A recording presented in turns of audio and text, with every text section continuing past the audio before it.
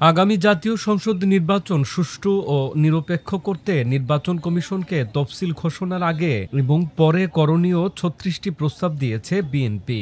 এর মধ্যে তফসিল ঘোষণার আগেই আওয়ামী লীগ আমলে হওয়া মিথ্যা ও গায়েবী মামলা প্রত্যাহার এবং মাঠ প্রশাসনকে ঢেলে সাজানোর দাবি জানিয়েছে দলটি।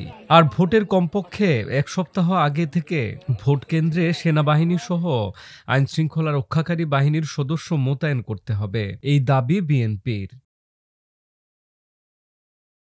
এছাড়া বিগত ৩ নির্বাচনে দায়িত্ব পালন করা বিতর্কিত ব্যক্তিদের আগামী নির্বাচনে ভোটের প্রক্রিয়ায় না রাখা এবং দলীয় প্রতিষ্ঠান হিসেবে চিহ্নিত কোনো প্রতিষ্ঠান থেকে ভোট গ্রহণ কর্মকর্তা নিয়োগ না দেওয়ার কথাও কমিশনকে বলেছে বিএনপি।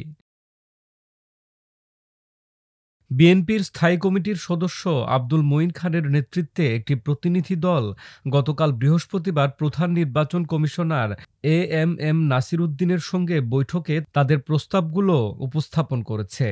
বৈঠক শেষে সাংবাদিকদের প্রশ্নের জবাবে মঈন খান বলেন, গত ১৫ বছরে প্রশাসনকে একটি রাজনৈতিক দলের অনুগতভাবে গড়ে তোলা হয়েছে। ফলে ৩টি নির্বাচনে ভোটাররা প্রহসনের শিকার হয়েছেন। এই বাস্তবতার মধ্যেও ইসিকে সতর্ক থাকতে হবে, যাতে বিতর্কিত বা প্রশ্নবিদ্ধ কর্মকর্তারা নির্বাচনী প্রক্রিয়ায় যুক্ত হতে না পারেন।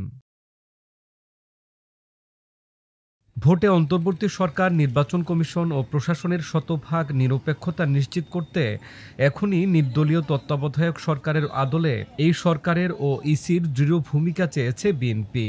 এছাড়া রিটার্নিং কর্মকর্তা হিসেবে প্রশাসনের কর্মকর্তাদের পাশাপাশি সম্ভাব্য ক্ষেত্রে ইসির কর্মকর্তাদের নিয়োগ, নির্বাচনকালীন সব প্রক্রিয়ায় জড়িত বেসামরিক প্রশাসন ও সামরিক বাহিনী সহ আইনশৃঙ্খলা রক্ষাকারী বাহিনীর সব কর্মকর্তার বদলি, পদায়ন, অবস্থান, দায়িত্ব ও তাদের কর্মকাণ্ড নিয়ন্ত্রণ ইসির এখতিয়ারে নেওয়ার দাবি জানিয়েছে বিএনপি।